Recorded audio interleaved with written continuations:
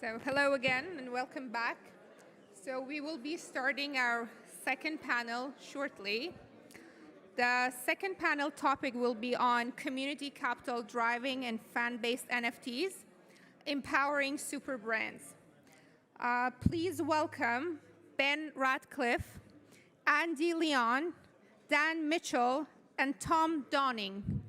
Thank you.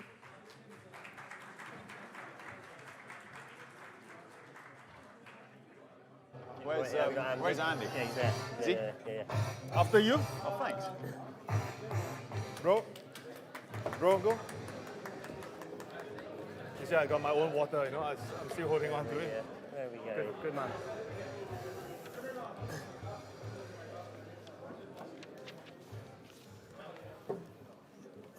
Got our own soundtrack. Are we on? There you go. Yes, we can hear you. You can hear us. Hello, everybody. I can't quite make you out in the audience there, but I trust you are over there. Thanks for the kind introduction. We're here to talk to you today about NFTs and how they can be used by super brands, and I suppose non-super brands as well. We won't be too exclusive about it, but super brands and how they can use NFTs and the technology behind it to drive engagement of fans, build communities, and potentially even drive revenues of the companies that are using them and adopting them.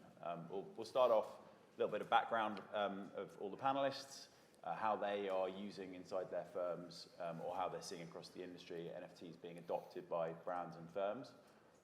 Touch a little bit on where they think those changes are going to go in the future, and perhaps take maybe some questions from the audience at the end, just if people are interested in how they can adopt the tech for their own firms. We've got some experts up here that can touch on it. So I might start with a few introductions.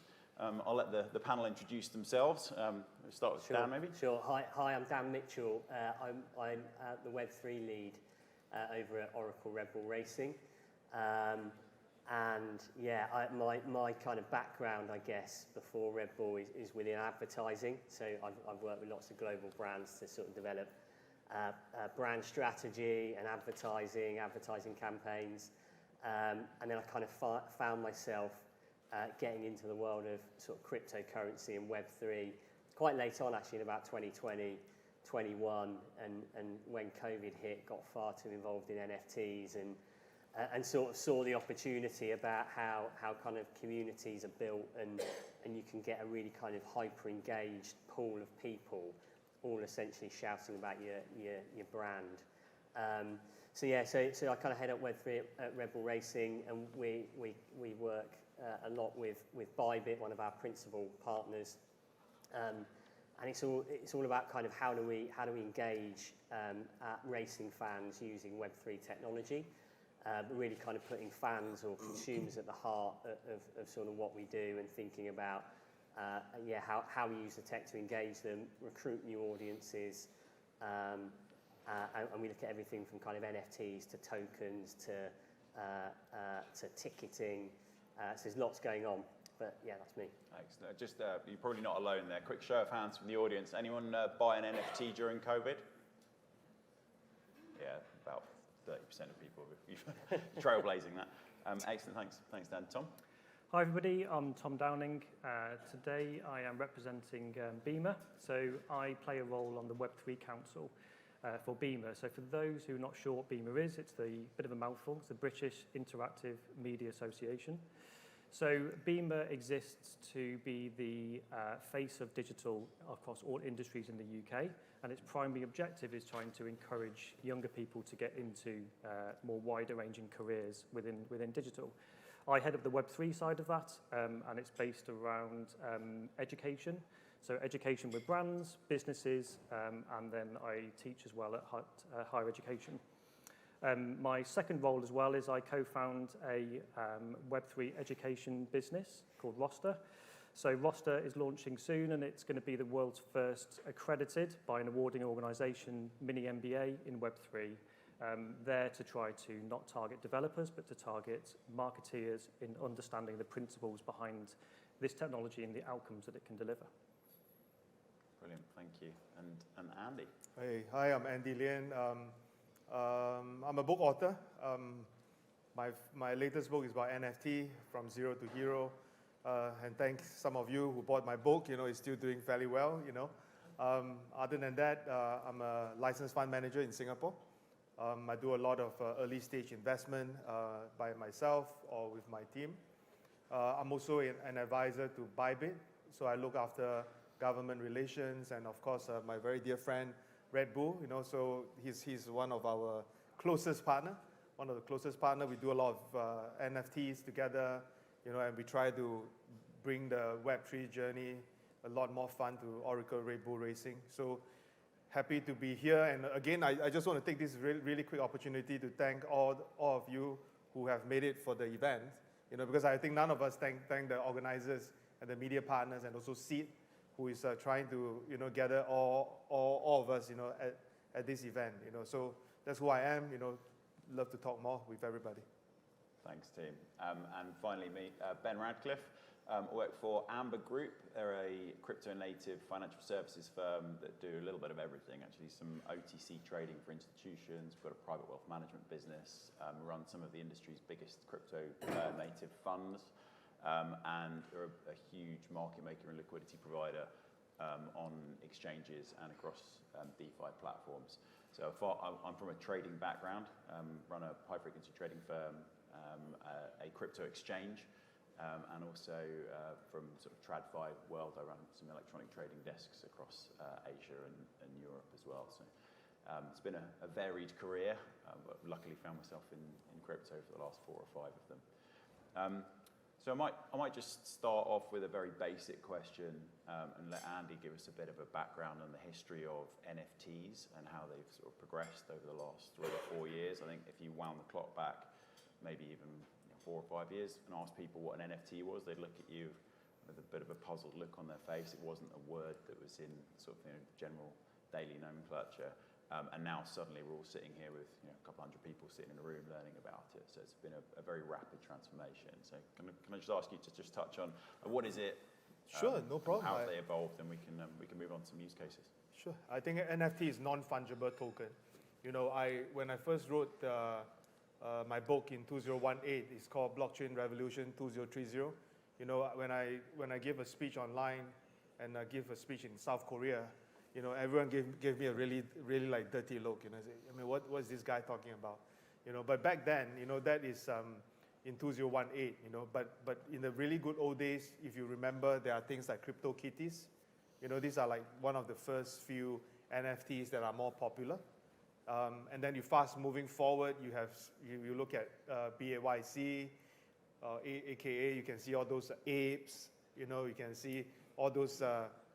Memes and so forth. All these actually came out in the last 2 years, And again, to be very honest, many of our friends are looking at this from a more speculation standpoint, for NFT, But to many of the crypto native, including myself, NFT is actually the gateway to a larger community, And you fast moving forward to current context, it is actually the gateway for big brands to connect their users with new technology, and using NFT as a really good sticky tool. You could talk about the next level fan engagement. So NFT itself, the technology is beautiful. And that's my summary. Cool, thank you. So a technology platform that started off being driven by, I suppose, artists that wanted to create digital art and distribute it to people without being able to have them copied, right? Yeah. And then very quickly afterwards, because it's a digital contract effectively, you can start programming these things to do stuff. And then we kind of move on to memberships or utility tokens and the like. We've got people buying property with these things. So it might be useful to do a kind of real world example. Hand over to Dan, and just, as Red Bull Racing is one of the world's most certainly recognizable brands, I would say. If I asked everyone in this room to put their hand up if they had heard of Red Bull, I suspect it might be 100% hit rate. But you guys have just launched your Velocity series, capturing or trying to put in NFT technology to engage your fans better. Can you just kind of talk us through, like, where did that start? Where did the idea come from? And what's the journey been like along the way? Yeah, sure. So I think the reason we exist as a Web3 team within Red Bull Racing is fundamentally how do we sort of harness new technology and innovation as a way to either engage existing fans within our fan base or recruit new audiences and bring them into F1, because that enables us to sort of grow our team. It gives us commercial opportunities, and ultimately it helps us fund the car, makes us go faster and win races, which is what we're sort of there to do. But NFTs, and the Velocity series is a project we've launched. Again, we're testing and learning with a lot of this stuff as a business. We're sort of dipping our toe into various areas, but the Velocity series was a thing we worked on with Bybit. It's a program we worked with Bybit on, and it's essentially an art-based project that taps into sort of generative art and the kind of that niche within Web3, and it's definitely kind of catered towards more of a Web3 audience who are collectors of this really high value kind of digital art. So we're working with 4 kind of world-class artists. The reason we chose art as a proposition was because it's one of the things within the kind of NFT space that has managed to sort of hold its value, and there are lots of people still engaging with it as an asset. So and it's something that actually is quite relatable to fans as well. I mean, racing fans, we tested lots of different kind of art projects out with them previously, and it's something that seems to resonate with them. So yeah, so we've launched the project this year.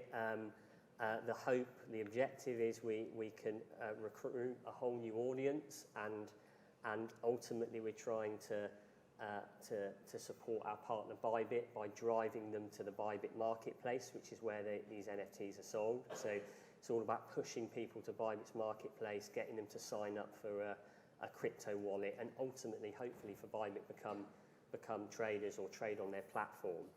So a lot of what we do is about kind of supporting partners. And we're starting with we've got zero kind of, our crypto community is a base level of pretty much zero at the minute. We're still trying to work out the best way to sort of get our fans engaged with this technology. But one of the hopes is that we can create a really hyper-engaged audience that are not necessarily Formula One fans now, but they've got the potential to be. And kind of, I suppose the third thing is there is potential to act as a revenue stream for this project. It's the NFTs we're launching are high value, so commercially it's quite appealing because it has the potential to bring some revenue in for the team and for our partner Bybit. I suppose the biggest challenge the biggest challenge we face as a Web2 business is always around compliance, and we've spent kind of 18 months trying to work out legally how we can deliver kind of crypto-based assets that transcend kind of countries, and they're global, and every country's obviously got different regulations in terms of advertising and compliance around kind of crypto and NFT. So our legal team have had to sort of learn on the job and pull in expertise, but I suppose that's been the biggest challenge with this. It's a Web2 business that is very much centralised, and we have very strict rules around how our IP is used, because our partners essentially pay for the use of our IP, and they pay us lots of money to sponsor the team to use our IP. But that's not how kind of NFTs and the decentralised world work. It's all about kind of IP sharing and kind of giving ownership back to the people who are buying these crypto assets. So those two things clash quite hard, and we're trying to sort of navigate that as we go. It's interesting. Like Formula One's kind of ended up in this situation a few times before. Say, kind of anecdotally, if you think back to just the advertising on the cars, even a few years ago, it was cigarette brands, right? And as you move around the world, the rules around advertising, on TV for that kind of product change. And then since then, like maybe more recently, the crypto advertising has done the same thing. So if you have a look at like the Singapore Grand Prix last year, for example, a lot of advertising for crypto around the world. When it went to Singapore, many of the banners were sort of blacked out on the cars or replaced with something else. And now as a business, you're having to step even a bit even further, where there's not a physical location where you have to worry about controlling. It's actually part of your kind of core business. So good luck to the compliance and legal teams on that one. I think we've all been in businesses that have to be quite careful about it. All right, brilliant. So that's a bit about the Red Bull and Bybit approach. Tom, do you see that sort of growth occurring across the industry as a sort of consultancy business? You must see cross brands more broadly. Are you seeing the same sort of story? I know you've done a recent survey for kind of 50 of the world's biggest brands. You might have some feedback from that. Yeah, I mean, the topic on here is around super brands, right? And it's a perfect example that Dan just took us through there of a business that has a lot of brand reputation that's to deal with, yet is interesting enough to be able to go into this space. So that shows you there's a level of demand, and there's lots of other examples of that. I think from my view, I'm always the annoying one that always says why, right, to people. So brands and other people want to do all this cool stuff, but I'm like, why do you want to do it? Why do you want to do it? There's got to be a legitimate reason, and it's not to do with the technology of why you want to get into this. And if we just take a step back, a long way back, and look at advertising, where it's come from in terms of the relationship between the consumer and the brand. Okay, so if you think pre-smartphone, pre-social media, if we can even remember what that was like, it was very traditional. It was quite simple, arguably, for a brand to be able to convey a message and build that relationship to that consumer, because there was only like 2 or 3 channels, and it was a one-way relationship there. As soon as then we entered into a space with the smartphone and social media, suddenly then brands were like, oh, okay, hang on a minute, you're now just on, I can't just talk to you on TV and in a magazine, you're now on phones, you're on different channels, but we can still track you. So cookies came around, we can now track your behavior, we can then still target you. Then, obviously, there's the sort of rise then of the consumer and data protection side in terms of people cottoning onto that, and then they're wanting to say, actually, no, that's not right. The fact that we get all these social channels for free, which the majority of people don't actually question, they don't realise that they're the product, they're the currency for these brands and that business model. So then comes the likes of what's known as dark social. So like dark social is a way of where consumers then are talking about the brands off channels that can be tracked. So you're talking of like people having conversations with a brand about on Discord, on WhatsApp, and so on. And brands are not happy about that. They can't track it, they can't advertise to you, yet they had to try to find a way to still be able to talk to you. So brands, I think the relationship between brands and consumers in a really interesting space right now between when it comes into Web3 and NFT specifically, of finally now we have the technology to be able to offer the consumer the ownership of their identity. And we're talking about NFTs, so putting a brand, having an experience, and then me being able to legitimately actually access that. The technology's there now, but from a brand's perspective, they're still questioning around, well, how do I advertise to you? How do I know who you are? And Dan, what you just talked on there is interesting in terms of then Web2 brands want a bit of the Web3 side, but they also still want the Web2 side. They still want to know who you are. They still want to track you. They still want to sell to you. So I think where super brands are right now, we did a research piece with 50 of the top brands around the world, and we're trying to understand about how are they going about entering Web3, what's their strategies, and one of the key ones is test and learn. And that's the key thing that businesses that are being successful, the big brands, are accepting that failure is a good thing, and they are going out there very much with the eye that we're going to learn with this, we're going to put something out and see, does it work in terms of our business, and also do our consumers actually want it, and be willing to be able to accept that.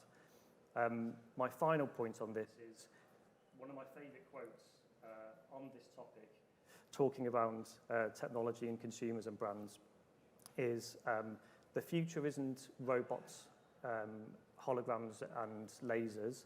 It's experiences and services powered by tech that no one sees.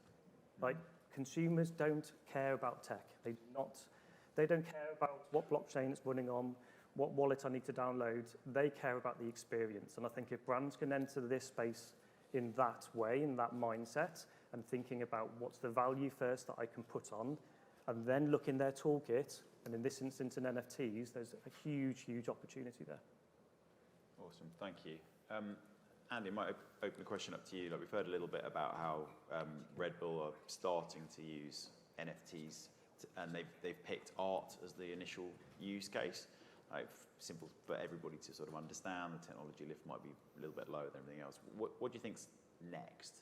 Is it ticket sales? Is it like memberships for things? Is it provenance of physical items? Where do you see the industry going? I think there is a very proper journey to all this Web3 experience, you know. So if you look at it from a big brand perspective, you know, example for Red Bull itself, you know, they are looking at, last year they were looking at PFP, right? Very simple profile picture. It gained traction really fast, you know, last year. So out of the 10,000, I think it's all being grabbed within seconds, right? Then this year, they look at artists, you know, things that are of a higher value, of a higher retained value. I think that's the right thing to do in the current times, because only artwork right now has a certain value and has a certain retention value, and people are very open to that, right? As this progress, you know, for a brand, again, like Red Bull, you know, the natural progression would be a few things. Number one would be ticketing. So NFT ticketing, I think, is a very straight, low-lift kind of adoption. People can relate it very well because everything is already on the phone. You know, like what Tom has mentioned, nobody is going to care whether this is an NFT or whichever, right? But it is all digitized, right? You can just claim it, no problem at all. And if a brand, maybe not Red Bull, you know, maybe another brand, you know, they might be thinking about creating some fan base token, right? Fan base token has a longer history. You know, there were other brands or even other motorsports team who didn't do well in the past. You know, but there's a reason why they didn't do well, you know, because they launch it from a more money perspective, right? If you launch it with the members in mind, with the community in mind, the outcome will be different, you know. Instead of them speculating how much a token is going to cost or what is the value of the token, they would be looking at things like, okay, what kind of experience I'm going to get, you know? Can I meet the team principal, maybe Christian, you know, can I meet face-to-face with him, ask him some good tips on how he manages the team? Can he meet up with Max, for example? You know, how do you manage to drive that fast, you know? So all that kind of, you know, money can't buy experiences can be part of a utility. And that is part of the whole NFT journey. Then you think a little bit further, right? When you have that fan-based token, what else can you do, right? You could then adopt that token into a game. Users can play in the game can reside in the metaverse, and then that creates another ecosystem for the big brands. You know, I see my friend is nodding his head. You know, we hope to see that kind of journey. You know, same for Bybit. You know, when we choose Red Bull as a partner, what we really want is not just about sign-ups. You know, it's not just about numbers. You know, we want to have a vision that we can reach out to more crypto users. You know, we want more people to understand what crypto is all about, you know. We want people to know that our brand exists and we are here to service you, you know. And all these fans are all the same, you know. They are all likely customer of ours, customer of yours. And I think that is the kind of journey that some of these big brands should really look at, you know. Ultimately, you know, you can even look at sales, e-commerce on the metaverse. in the form of NFTs. So that journey, that ecosystem can just go all the way from metaverse back to merchandise again. So that whole ecosystem is just really too interesting. To me, from a more commercial standpoint, well, I see a lot of money. So it's a good in summary, money. it's everything. Yes. If you do it in a good manner, good money comes back. You could then keep the whole ecosystem alive and keep it going. Just to build on that, I think both Tom and Andy really interesting points there. But I think ultimately for us, we've launched this project now that's quite Web3 focused. But ultimately, we want to engage as many fans as physically possible, and using Web3 technology as the tool to do it, because it gives fans ownership. It's a better frictionless experience, or it ultimately can be. So I think the point around we're like, no fan is crying out going, "Where's your next Web3 product? We're desperate for a Web3 product." They're not doing that. They're going, "I never get to go to a race," because most people will never get to go to an F1 race, and most of our fans never get to go to one. But they want to feel close to the team. They want to feel emotionally connected to the team. How do we best use Web3 technology to give them that kind of emotionally engaging experience, whether it's getting closer to drivers, whether it's being able to access Christian Horner, whether it's some kind of exclusive thing that no one else is getting, but using a kind of loyalty reward program or whatever that might be.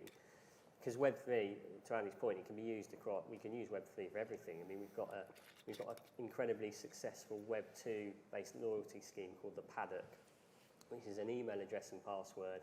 You collect your Paddock points, and then you swap those points for experiences with the drivers, or for merchandise, or for exclusive content.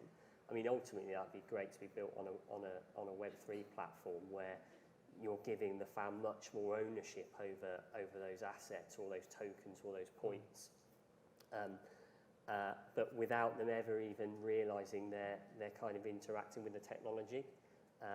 I think that's the ultimate goal, really. It's like, how do we give them a really frictionless experience, so because there's lots of negative sentiment around the tech, but really they shouldn't be worried about the technology. It's more about what they're getting from kind of using it, or the experience we give them. Awesome. I've been frantically writing down notes and follow-up questions here. A couple of things that you all mentioned there, which I'll touch on in a sec. One is the tech should be invisible. Like, we're at an NFT conference, so we're obviously going to be talking about NFTs and the tech that drives them, but actually it's about the experience to the end user. And so very closely linked to that is, just because you've got this newfangled widget thing that's the word of the day, like, you can't just roll out an NFT strategy and expect it to work well because it's got NFT written on it. It's all about the underlying experience and what happens with the customers. Good examples being, NFT gaming industry. Writing games is really hard, it turns out, right? Whether you can buy a sword and swap it with somebody else or not, right? Actually, the underlying product itself is really, really important to get right. So I've opened up to the panel there. Have you got some sort of cautionary tales or examples about how not to get that part wrong? Like, how do you have a full NFT strategy rather than just a sort of, I suppose, a gimmick almost?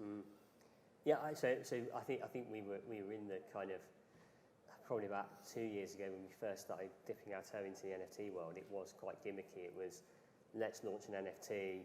There was no real utility behind it. It was a kind of helmet or a race suit or whatever that might be, kind of almost expecting fans just to buy it. Like, is that, sorry to jump in sure. on you, that sounds very similar to like the merchant or the memorabilia sort of world. Like, I've got things hanging on my walls at home. It's just is that just the digital version exactly of that thing? And I think we thought that just by creating a digital version of a race suit or a signed shirt or whatever that might be, fans would instantly jump at it. They'd want to buy it, and they kind of want to get involved. But I think we found that just wasn't the case. I mean, it wasn't a huge success, because I think they were going, okay, well, I've got this digital asset. What next? What does it do? How can I use it? What's the utility that sits behind it? So I think we've become a lot smarter now, and the Velocity series that we're launching, and then collectibles that we're looking to launch in the future, it's thinking much more long term. So the art project we're running with these 4 kind of top tier artists, that runs throughout the season. That gets activated around races, and at those races, your NFT gets you special access to certain locations or events around the race. It could get you into a Discord channel to talk to Christian Horner or Checo. So we're thinking much more about kind of what is the sort of you buy your NFT or you buy your product, your Web3 product. What is the utility that it gives back to that is kind of relevant for a consumer or for a fan? Cool. And Tom, just from your perspective, like the education side of things across the industry, like how are you advising people to adopt the new tech and fit it into their strategies? I think another good example, carrying on from that same theme of how not to do it, I think the sports space is really interesting, and football clubs generally. So Liverpool Football Club launched their first NFT 18 months ago, I think, maybe a bit longer, and it didn't do very well. And when you look at the reasons why and you dig into it, I don't know how well your first Red Bull NFT side was with the helmets. Very well. Did very well. So Liverpool's didn't do very well at all, right? And I think the reasons why, and Porsche the same, these big brands, super brands, think that because they are the largest in the market, they have the permission to be able just to do and launch anything and their fans will buy it. And in this space, compared to Web2 marketing, it's completely different. Rather than that one-way relationship of, yeah, I will target you, I will sell to you, it's more, there's an expectation on the consumer where I, as a consumer, want to shape the products that you're actually making and influence your marketing rather than just being a byproduct of your company. So Liverpool Football Club, in that example, learned from that, and they partnered with Meta, launched a NFT-based clothing, and where you could then use it, and it was a massively successful project. And the reason is that they learned, they go into that test and learn strategy, learned from their mistakes, and have carried on from it. My favourite example, I think, of a super brand would be Reddit. So you all know Reddit, the brand, right? So one of the largest social channels. I think they have over 50 million daily visitors, which is insane. But it's a traditional, very large Web2 audience that care very deeply about their opinion. And so they wanted to get into Web3, and they recently launched through NFTs, a digital collectible avatar. So you could go and customize and create your avatar and buy it. But going back to my previous point, the way that they went about that to the outside world and communicated it was nothing to do with any of the terminology at all. They dug deeply into thinking, okay, what terms do our audience understand? What would they actually appeal to them if we were to put this utility out there where you can create your own avatar? And the avatar, from a strategy, made sense to that platform because, again, people like their identity, they want to stand out, and they also care about their opinion. So when they launched it, they didn't use NFT, they used collectible avatars. They didn't use wallet, they used, what was it now?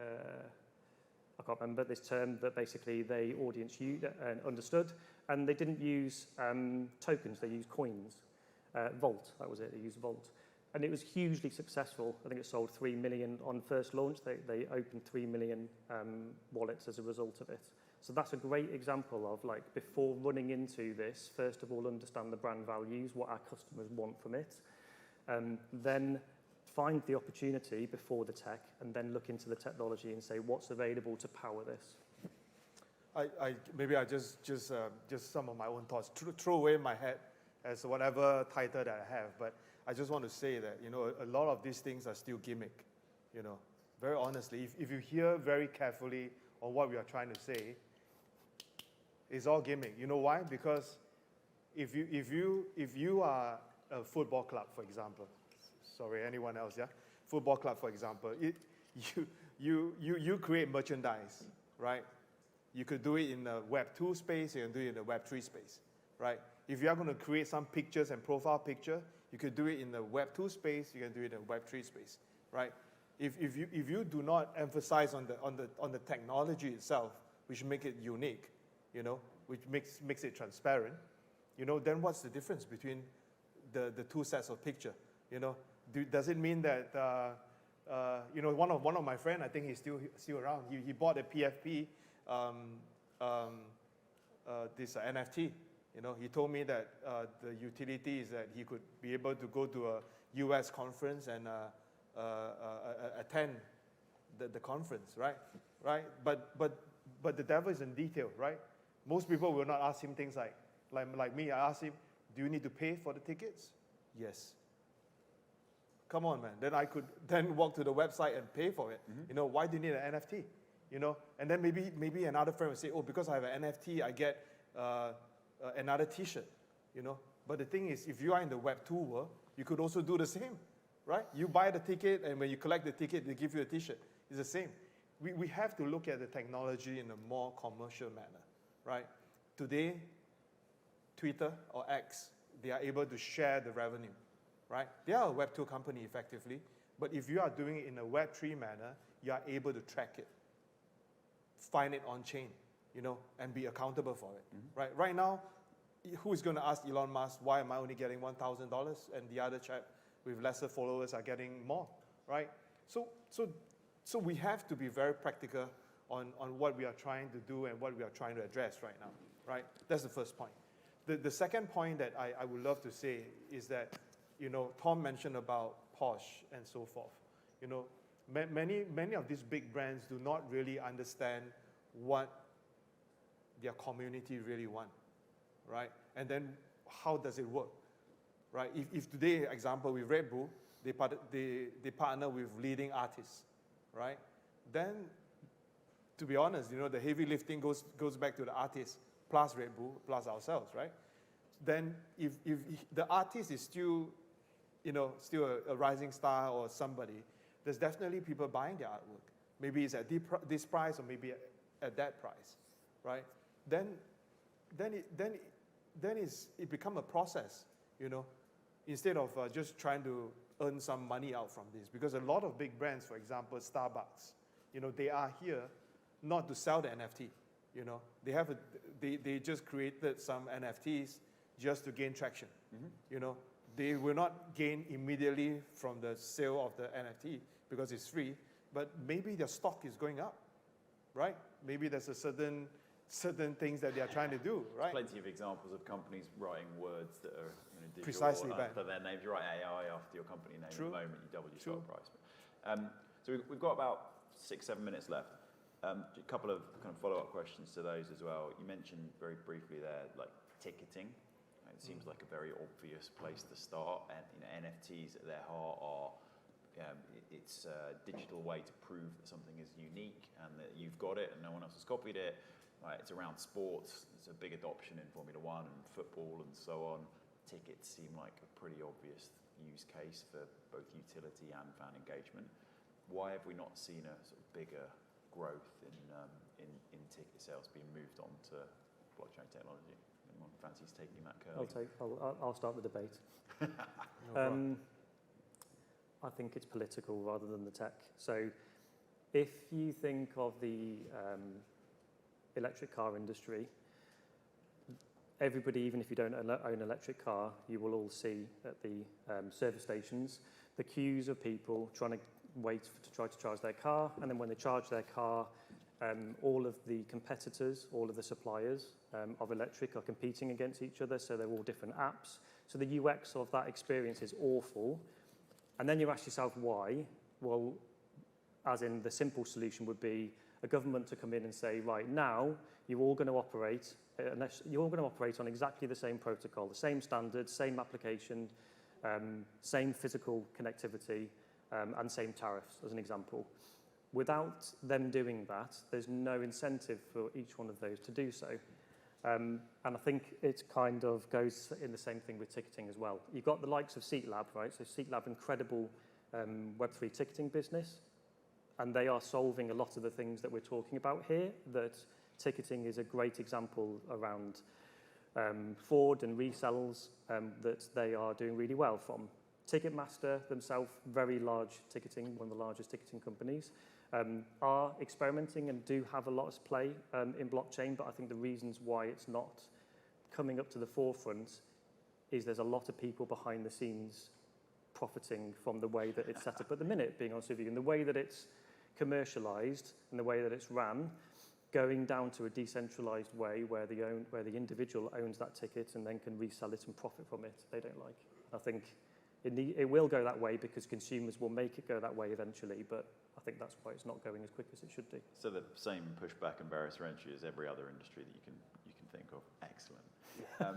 So we've got a few more minutes left. A quick open up to the audience, maybe one or two questions if there are any. Otherwise, I've got a list of questions written down here. Any takers? Can't see it. We've got one at the back very quickly. We've got a microphone. I can hear you.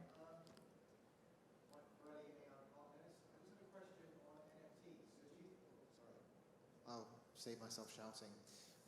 Do you think, you talk about brands, do you think with the NFTs have a bad rep over the past year or so because of bad actors? So do you think enterprises can actually utilize NFTs to power their brands forward, or do you think that the negative connotation is actually going to hamper the business strategy in the long term? Anyone want to take that? I'll do a 10-second one. I mean, definitely it will. This will be the way that a lot of stuff works in the future, certainly. Like most previous nascent technologies have had exactly the same bad rap, whether it's because, the dot-com bubble, everybody ran out of money, or as we've seen with crypto, it's kind of an up and down cyclical market with some issues. But most new technologies go through exactly the same cycle. And it's about, trying to apply a technology to solve a particular problem that you have, rather than just using the tech just for any particular reason. I hope it monetizes. Yeah, I just kind of add to that. I think the sentiment around NFTs is massively negative. If you were to ask a racing fan, and we see it when we kind of post stuff on our social media channels or we start to talk about NFTs, it doesn't get a lot of love from the consumer currently. So I think what we're trying to do to combat that is we don't talk about NFTs, we talk about collectibles. We're